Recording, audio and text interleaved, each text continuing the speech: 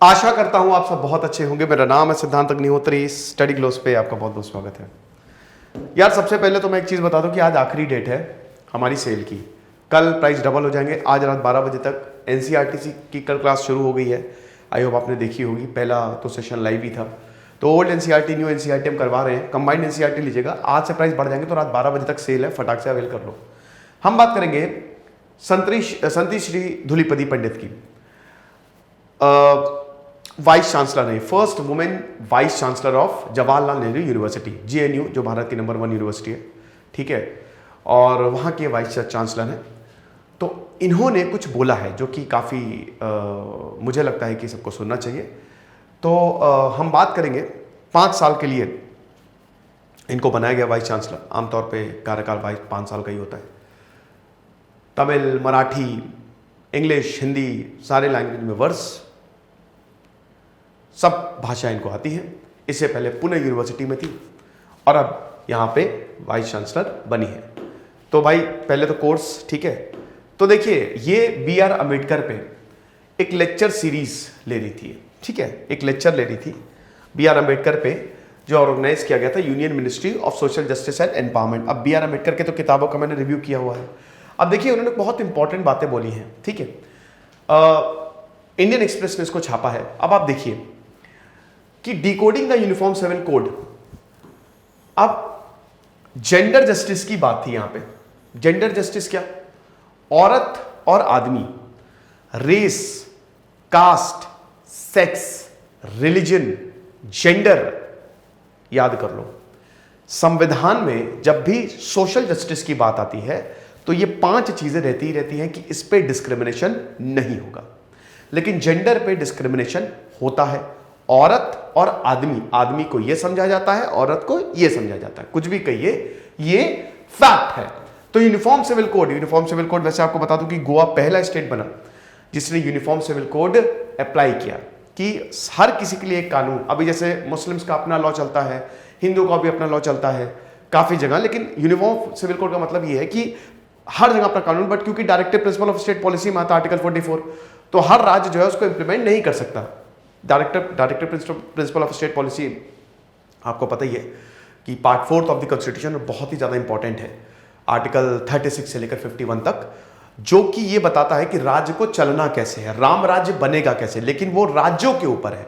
जैसे जैसे राज्य सक्षम होते जाए, वैसे तो सारे के सारे प्रोविजंस आज जितने भी directive principle of state policy के हैं वो कानून के तौर पे काम कभी कर ही रहे हैं। तो जैसे जैसे राज्य सक्षम होते जाए वैसे वैसे वो अप्लाई करेंगे। तो अब देखिए कि यहां पे इन्होंने बोला है कि जो एंथ्रोपोलॉजिकली, साइंटिफिकली, ध्यान दीजिएगा, please look at the origins of our God's.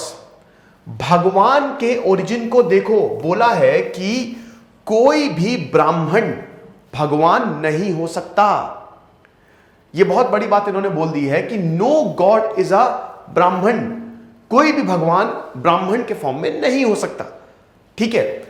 अब हाईएस्ट जो है it is a Kshatriya warrior, क्योंकि देखिए भगवान प्रकट होते हैं, अवतरित होते हैं अधर्म का विनाश करने के लिए, धर्म की स्थापना करने के लिए। So the highest is a Kshatriya warriors, king.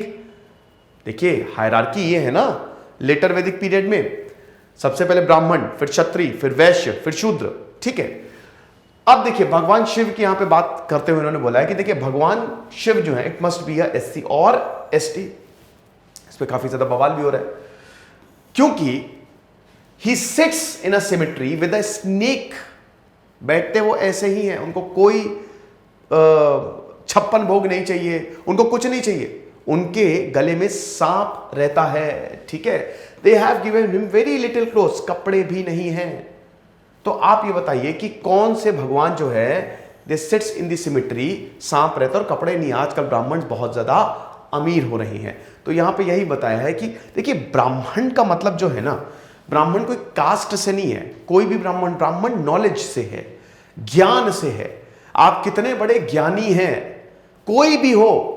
BR Ambedkar is also ब्राह्मण, क्योंकि वो बहुत ज्ञानी थे। आपकी जो कर्म है ना, वो डिसाइड करें कि आप क्या हो। अब वो अलग बात है कि जन्म से हमने डिसाइड किया है जो कि सही नहीं है। हाँ, तो ये मैं आपको बता ही चुका हूं clearly the gods anthropologically do not come from the upper caste. आप किसी को भी ले लीजिए, चाहे लक्ष्मी शक्ति को ले लीजिए, ऑल द गॉड्स, और इफ यू टेक जगन्नाथ जो कि ट्राइबल है, किसी भी भगवान को अगर आप ले लें तो इनका जो स्ट्रगल होता है वो अपर कास्ट वाला नहीं होता है, चाहे वो भगवान राम हो, चाहे वो कृष्ण हो, कोई भी हो, ठीक है। तो ये यहां पे इन्होंने बताया। आगे क्या बताया, चलिए देखते हैं। अब देखिए, मनुस्मृति की बात की है, तो मनुस्मृति पे अगर आप चाहते हैं मैं लेक्चर लूं, मैं लूंगा, लेकिन मैं इसका मानता हूं कि मनुस्मृति एक लॉ था, ठीक है। शुरुआत में जब कानून की खोज हो रही थी कि कौन सा कानून, तो मनुस्मृति, ऐसे बहुत सारे टेक्स्ट लिखे गए हैं, ठीक है। तो मनुस्मृति को लेकर बहुत ज्यादा बवाल भी है। हालांकि मुझे ये लगता है कि इसके बारे में बहुत मिसकंसेप्शन भी है, तो अगर आप चाहते हैं मैं लेक्चर लूं तो मैं जरूर लूंगा। तो इन्होंने बोला कि जो मनुस्मृति, इन्होंने औरतों को एज अ शूद्र ट्रीट किया है, कि मतलब सबसे लोएस्ट। तो it is extra ordinary regressive, ये बहुत ज्यादा रिग्रेसिव है। जितनी भी, एक minute,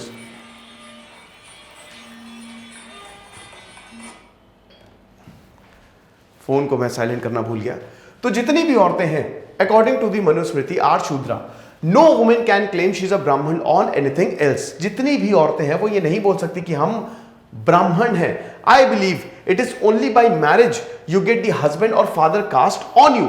I think this is something extraordinary regressive. बहुत बड़ी बात बोल दी है कि औरतों का जो स्थान है वो सबसे ऊपर होना चाहिए, लेकिन आप देखिए कि औरतों की जो कंडीशन है वो सबसे लोएस्ट है, वो अपना सरनेम तक रख नहीं सकती, बाकी चीजों की तो बात की बात है। चलिए, फिर उसके बाद unfortunately there are many people who say the caste are not based on birth, but today it is based on birth. अब देखिए, यहां पे राजस्थान की बात की गई है। आपको पता है कि राजस्थान में एक बहुत दिल दहला देने वाला मामला आया, जब एक 9 साल के बच्चे ने घड़े से पानी पिया, वो अपर कास्ट के लिए था। हालांकि इस पर अभी जांच चल रही है, लेकिन उस बच्चे को इतना पीटा कि उसकी मौत हो गई। तो वही इसका देती है कि देखिए, ये कास्ट बेस्ड है, ये पूरा का पूरा कास्ट बेस्ड है। हम ये नहीं कह सकते कि कास्ट इसमें शामिल नहीं है, ठीक है। तो अगर हम बात करते हैं तो यहां पे कोई कर्मकांडी नहीं है। फिर उसके बाद एनाइलेशन ऑफ कास्ट, बहुत ही शानदार किताब, रिव्यू किया मैंने, आप जरूर देखिएगा। उन्होंने कहा है कि अगर भारतीयों को चाहिए कि कास्ट खत्म हो, बहुत ज्यादा जरूरी है। I don't understand why are we so emotional of this identity that is very discriminatory. सबसे ज्यादा डिस्क्रिमिनेशन कास्ट के ही पे तो होता है, तुम ये हो, तुम आज भी हो रहा है। एबॉलिशन ऑफ अनटचेबिलिटी आर्टिकल 17 है हमारे पास, लेकिन स्टिल आज भी ये हो रहा है। देख लीजिए, जाके गांव में देख लीजिए, अपने अगल बगल देख लीजिए, तो डिस्क्रिमिनेशन, भेदभाव तो हर तबके में हो रहा है, very inequal, and we are ready to even kill somebody to protect this so called artificially constructed identity. मेरा एक दोस्त है, वो एक लड़की से प्यार करता है, ठीक है। हालांकि दोनों ही अपर कास्ट के हैं, लेकिन एक दूसरा है, मैं नाम नहीं लूंगा, कास्ट का तो बिल्कुल नहीं, ठीक है। तो अब वो बोल रहा है कि भाई हम शादी नहीं कर सकते, वरना इतनी बड़ी प्रॉब्लम हो जाएगी, कि मतलब जान तक को खतरा हो सकता है। तो ये हालात हैं, आप समझ रहे हो ये चीज। उसके बाद इंटरसेक्शन ऑफ कास्ट और जेंडर की बात करें तो यहां पे औरतों की बात की गई कि औरतें जो हैं दे केम फ्रॉम रिजर्व कैटेगरीज, तो आर डबली मार्जिनलाइज्ड। मतलब अगर वो रिजर्व कैटेगरी से आती है, SC ST से आती हैं, तो वो 2 गुना मार्जिनलाइज्ड हैं। पहली बात तो वो औरत है, समझ रहे हो, और औरतों के हालात बहुत ही ज्यादा खराब हैं। दूसरा, वो रिजर्व कैटेगरी के आते हैं, तो इसीलिए कि पहले तो आप you are marginalised as a woman because you come from a so called caste which is given all kinds of stereotypes, और उसके बाद फिर आप औरत हो।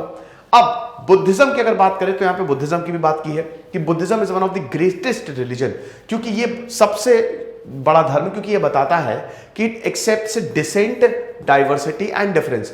गौतम बुद्ध जो पहले डिसेंडर थे, जो हम ब्राह्मणिकल हिंदुइज्म कहते हैं, ठीक है। देखिए, ये होता है, धर्म जो है ना वो कमाल है। हिंदुइज्म एक सोच है, सबसे दुनिया के सबसे लिबरल रिलीजन। बुद्धिज्म भी यहीं से निकला, बुद्धिज्म ने बहुत सारी फिलॉसफी हिंदुइज्म से ही ली है।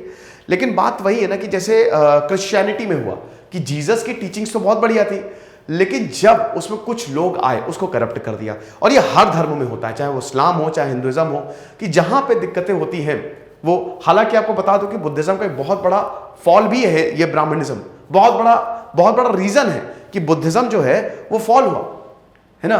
क्योंकि भाई देखिए, ब्राह्मणों की क्या है ना कि ये भाई वो आपसे लड़ाई नहीं करेंगे, लेकिन वो आपको अपने जैसा बना लेंगे। तो जैसे बुद्धिज्म में ब्राह्मणिज्म एंट्री होती है तो बुद्धिज्म वैसे ही हो गया, मूर्ति पूजन होने लगा। बुद्ध ने तो बोला नहीं था कि हमारा मूर्ति पूजन करो, तो ये चीज है। तो Brahmanical Hinduism, please understand, it was also the first rationalised in history, we have tradition revived by doctor B.R. Ambedkar. ठीक है, तो ये इन्होंने बात कही है, ये इन्होंने बातें बोली है। आई होप ये आपको समझ में आएगा। आप मुझे बताइएगा, आपको कमेंट बॉक्स में बताइएगा कि आपको क्या लगता है। हमारे कोर्सेज को जरूर अवेल करें, आज लास्ट टेंटेटिव प्राइस डबल हो जाएंगे। Thank you so much.